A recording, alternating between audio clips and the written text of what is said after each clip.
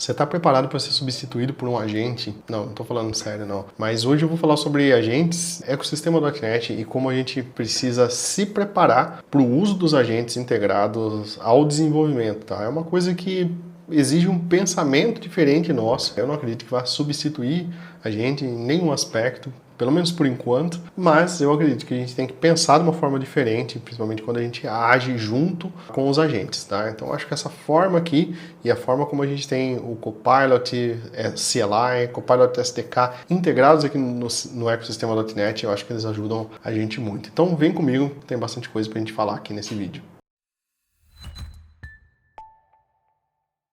Muito bem, pessoal. Recentemente eu coloquei um artigo para vocês sobre Copilot CLI e SDK, né? Programação orientada a agentes aí no ecossistema.net. Ainda estamos aí nos finalmente do MAF, né, do Microsoft Agent Framework, e fala-se muito sobre agentes, sobre skills, né, sobre vários outros itens. Eu aproveitei a deixa aqui do Copilot CLI e SDK, né, a CLI do Copilot e SDK, que teve o lançamento recente, o GA aí, o General Availability. Eu aproveitei esses itens aqui para falar, né, um pouco mais sobre agentes e sobre a forma que a gente tem que pensar aí, né, nos próximos anos de código nosso aí junto com a IA. Eu já falei isso para vocês diversas vezes aqui, né? Mas eu acho que escrever código ele já não é mais algo difícil de fazer. Ele já não era desde um certo tempo ali. Quando a gente fala em escrever código, a gente tinha muitos recursos, a gente tinha os repositórios que a gente desenvolve aqui nos cursos, tinha o Stack Overflow, mesmo antes da IA, a gente dava um jeito e conseguia escrever um código. Eu acho que a parte mais difícil sempre foi a gente saber qual código escrever, saber como organizar o código, né? Saber como criar um código que a gente consiga entender depois, né? E dar manutenção, porque afinal se você criar um código ruim, nem a IA é capaz de entender seu código, tá? Então esse conjunto de coisas aqui que eu acho que a IA ajuda muito a gente nesse ponto agora, tá? Então obviamente agora a gente otimizou muito essa parte, então antes em vez de ficar horas ali buscando por um código no Stack Overflow, no Google, eu consigo gerar isso de forma automática. Agora mais automática ainda, porque eu não preciso nem sair da minha IDE. Eu já posso ali ter uma sugestão, ter algo exclusivo do meu código ali dentro, né? Ou mesmo que ele gere um código para mim. Eu posso pedir para que ele refatore o projeto e, por exemplo, deixe todas as minhas classes com sealed. Mas qual que é a função do sealed? Por que eu tenho que deixar minhas classes com sealed aqui? Né? Então isso a gente ainda precisa saber, a gente ainda precisa dar esse direcionamento para a IA. Né? Ela faz muita coisa, mas a gente precisa dar o direcionamento para ela. Então a ideia é a gente refletir sobre esses itens aqui, tá? Não é só funcionalidade aqui, né, do autocomplete, CLI, SDK, mas é entender um pouco mais o papel desses itens em paralelo ao nosso trabalho aqui com programação. Se a gente der um passinho para trás aqui, né, eu comecei aqui do autocomplete lá, então a gente começou já há um tempo atrás ter autocomplete. Se vocês me seguem aqui já há um bom tempo, né, eu uso o ReSharper, que ele é um plugin, né, e ele já vem integrado aí no Rider há um bom tempo, né? Eu uso esse plugin e eu acho ele essencial, né, e fundamental aí. Ele ajuda muito a gente em tudo que a gente vai fazer. E assim, isso já é parte da IA.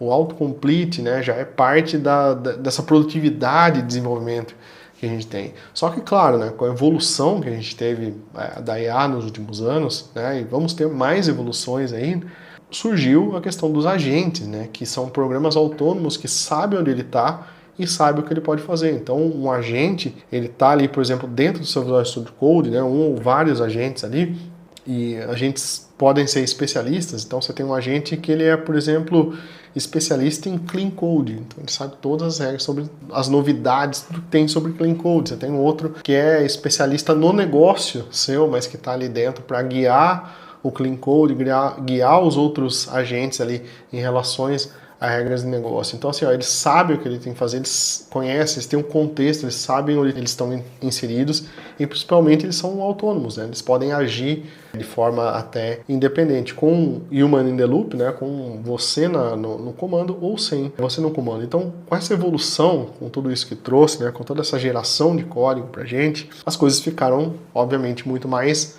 mágicas, entre aspas, né? Pra gente aí. Então, dá até a impressão que dá para se fazer sistemas inteiros com um prompt só, né? Mas Eu acredito que a gente vai migrar muito mais para um spec-driven development, né, mais voltado para especificação do que qualquer outra coisa, né? Então a quantidade de código que a gente escreve hoje já é mais baixa do que a gente escrevia anteriormente, tá? E ferramentas, né, como Copilot, CLI, como GitHub Copilot, o modo agente que a gente tem dentro do Visual Studio Code, dentro do Rider também a gente tem isso, né, tem esse acesso dentro do próprio Visual Studio, eles ajudam muito a gente nisso, né? E particularmente, assim, eu acredito que isso é o futuro. Eu não acho que tem como a gente voltar atrás desses pontos aqui, porque são ferramentas que são produtivas pra gente. A gente precisa só saber como usar isso, tá? De novo, se você está começando, eu recomendo que você se blinde desses itens por enquanto, tá? Então é igual quando eu ensino no C Sharp, lá eu ensino dentro do Visual Studio Code, sem extension nenhuma, o C Sharp ali, para você aprender a sintaxe, para você ter ideia do que você está fazendo, né? Para você primeiro aprender programação, né? De fato, e depois você ser produtivo. Mas uma hora que você já entende o que você está fazendo, você usar os agentes para fazer isso, eu acho que é plenamente plausível, tá? Então assim, uma vez que você sabe o que quer, né?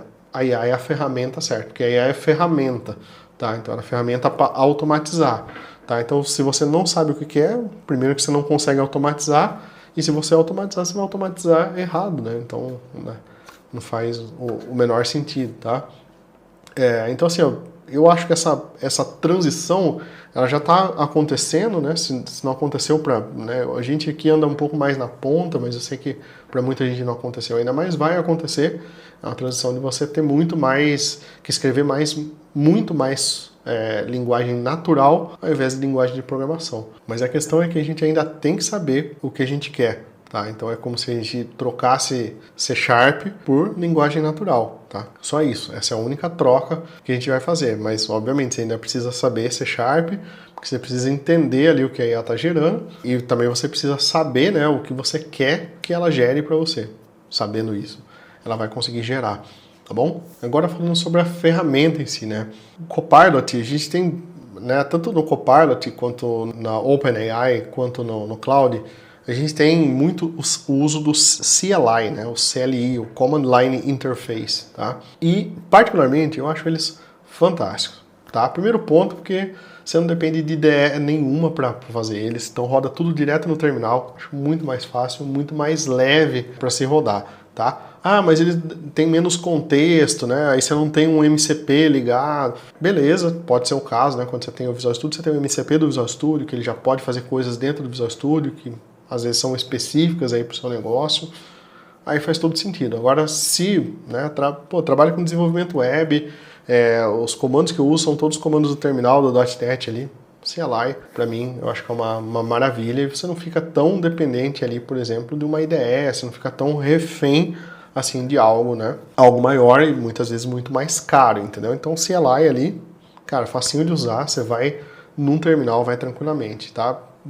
Particularmente e basicamente eu uso o Copilot, CLI e o Cloud, tá? O Cloud já mostrei aqui como criar skills, como fazer algumas coisas legais dentro dele, tá? E o Copilot eu acho legal porque a gente tem a capacidade de usar dentro dele aí, Cloud, né, a OpenAI, Tropic, Gemini, você tem uma capacidade de fazer muito mais coisa, inclusive tudo isso em paralelo, né? Então você pode subir múltiplas instâncias, múltiplos agentes, trabalhar de uma forma paralela e gastar token, né, de todas essas IAs, né? Eu pago 3 aqui por mês, rapaz, tá virando tipo a streaming, né, de TV, só de streaming de TV e de IA já dá um salário mínimo. Mas você pode fazer o uso simultâneo desses itens, tá?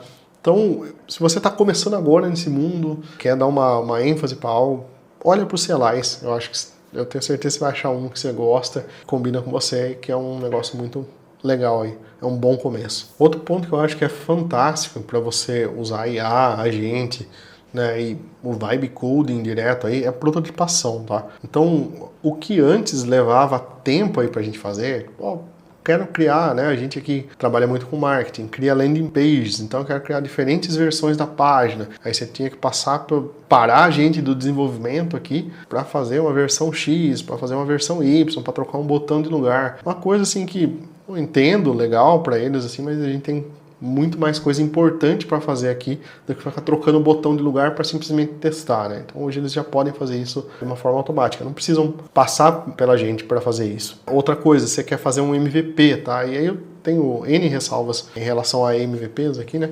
Porque tem que ser um mínimo viável, né? Ou seja, o viável, o V do MVP ali é muito importante, tá? Então não adianta fazer de qualquer jeito e esperar e não ter adoção. Então não adianta fazer de qualquer jeito e esperar que tenha adoção, que não vai ter adoção mesmo, tá? Mas se você quer fazer algo rápido para testar, quer testar uma arquitetura nova, quer testar algo assim que você não tem ideia e você não queria perder 1 hora, 2 horas fazendo todo o projeto, ali, codando todo o projeto, é um ótimo cenário aí para você fazer. Claro, depois para você levar isso para produção, né, você tem que dar uma refinada, fazer alguma coisa aí, né, mas para você dar um start, para você fazer um teste, para você fazer uma prototipagem, eu acho ele um cara fantástico, tá? Então é um cenário, ou talvez o cenário que eu mais aprovo o uso do Vibe Coding e o uso do código 100% gerado por AI. Mas e quando você não quer fazer um protótipo? Você quer fazer algo realmente sério, tá? Eu recomendo muito que vocês usem o Plan Mode, tá? O Plan Mode ele tem, né, dentro do Copilot CLI, e ele está presente dentro do Cloud também, dentro do Codex. O Codex eu uso menos, tá? Mas o Cloud tenho certeza que tem. E o Plan Mode, ele é literalmente um modo de planejamento. Então, antes de sair executando, você vai planejar, você vai definir ali os passos, você vai dar informações para ele, né? Você vai escrever as histórias para ele, você vai dizer, né? Você vai especificar ali como você quer que seja o software. Ele vai até te fazer algumas perguntas ali durante esse modo, e só depois disso você vai fazer a implementação desses itens, tá? Nesse momento, ele vai fazer o quê? Ele vai gerar um Markdown aí para você, né? Um arquivo Markdown, que é o formato que a gente trabalha muito na IA, com todos os itens detalhados, né? Então ele vai definir ali as fases que tem, o que precisa fazer, possível alteração no banco, estratégia, critério, arquitetura, um monte de outros itens aí. Todo no modo planejamento ele já faz tudo isso para você. E aí o legal é que nesse Plan Mode você já pode, assim, dar muitos insights para ele. Você já pode dizer a arquitetura que você quer usar, você já pode dizer a divisão de contextos que você quer fazer, você já pode dizer como você quer separar seus objetos de valor, você quer fazer suas entidades, se você vai usar Entity Framework, você pretende usar um SQL Server ou um Postgres. Então todos esses detalhes você já consegue injetar para ele nesse Plan Mode, para que ele já fique com o máximo de informações possíveis sobre o seu projeto aí, tá? Então, assim como a gente não sai codando, ou pelo menos não deveria sair codando, tá? A IA é o mesmo processo. Se você, assim, simplesmente sair mandando a IA gerar ela vai gerar um monte de coisa, tá? Se você não passa por um planejamento, se você não tem uma definição bem clara antes, tá? A IA não consegue te ajudar. Então, o Plan Mode, ele é a chave para você fazer qualquer coisa dentro de qualquer CLI aqui, dentro de qualquer coisa quando você trabalha com a IA. Outro ponto que eu vejo pouco ser comentado é em relação a subagentes, tá? Que é criar, né, agentes aí que fazem execução paralela da tarefa, fazem verificação, fazem revisão, fazem outros itens, né, relacionados a um agente principal. Então você tem um agente ali que escreve código, mas você tem um agente que revisa, você tem um agente que faz um double check, você tem um agente que orquestra outros agentes, você tem um agente que faz uma verificação geral, você tem até o toque humano ali, né? Às vezes quando precisa de ir lá e fazer uma revisão, né, de um PR, ou que resuma um PR para que você possa fazer uma revisão dele de uma forma mais tranquila, tá? Então você não está estritamente fixado a um agente só. Então você pode ter um agente que escreve, você pode ter um agente que revisa, você pode ter um agente que revisa com uma visão mais de como o texto está escrito, por exemplo, né? Então, poxa, esse texto está escrito legal. Você tem um outro agente que ele revisa com uma visão mais de marketing, aquela coisa, né? Então você tem essas características, né? Você tem esses agentes, subagentes alocados para isso. No código é a mesma coisa. Você pode ter um agente que escreve o código, você pode ter um subagente que ele funciona ali como um líder técnico, que ele vai olhar o código e falar assim, será que as variáveis estão nomeadas corretas, né? Será que eu estou aplicando clean code aqui, né? E tem coisa pra caramba do clean code e é muito subjetivo, depende do que você quer ou não usar no seu código. Daí você precisa escrever isso, né? Você precisa definir o agente dessa forma. E aí depois você tem um outro agente que é um agente especialista em segurança, por exemplo, que vai olhar para o seu código com a perspectiva de segurança. E vai falar, isso daqui é legal, mas ele fere um princípio de segurança aqui que pra gente é inviável. E aí os próprios agentes eles conseguem balancear isso, né? Conseguem falar assim, olha, uma escala de 0 a 10, quão seguro é isso? putz, é 1. Então, mesmo que ele fere os princípios do Clean Code ou qualquer outro princípio, eu vou prezar sempre pela segurança aqui, tá? Então, a gente consegue fazer isso. Então, usem e abusem dos agentes tanto para tarefas paralelas quanto para revisão, para fazer outros itens aqui. E aí sim, né, só aí a gente move para as skills, tá? Skills são habilidades aí que a gente tem, então é algo mais atômico, algo mais que tem que ser invocado ali, tá? Então é diferente de um agente, por exemplo, ele não tem conhecimento de onde ele está. Então o skill ele vai fazer uma determinada situação, seguir determinados passos e pronto, acabou, né? A skill também ela pode ser utilizada por diversos agentes, tá? Então é como se a gente criasse capacidades, criasse habilidades ali. Você tem uma skill, por exemplo, que é renomear a variável X, né? Renomear variáveis privadas, por exemplo, né? E aí você consegue chamar essa skill aí de determinados agentes, né? Que você precisa. Então, são pegadas diferentes. Tem um vídeo legal meu aqui sobre skills, onde eu mostrei como criar skills, né? E como integrar essas skills com o .NET, né, usando Cloud, mas o princípio é o mesmo aqui dentro, funciona mesmo para Cloud, para Copilot, CLI by SDK. E o legal dessas skills, né, é que ela pode também incluir scripts, tá? Então se você tem algo que ele não pode ser estocástico, lembrando que a IA, se você mandar ela gerar 10 vezes a mesma coisa, ela vai gerar 10 vezes de uma forma diferente. Então a gente precisa entender isso, né? Esse é um princípio básico da IA.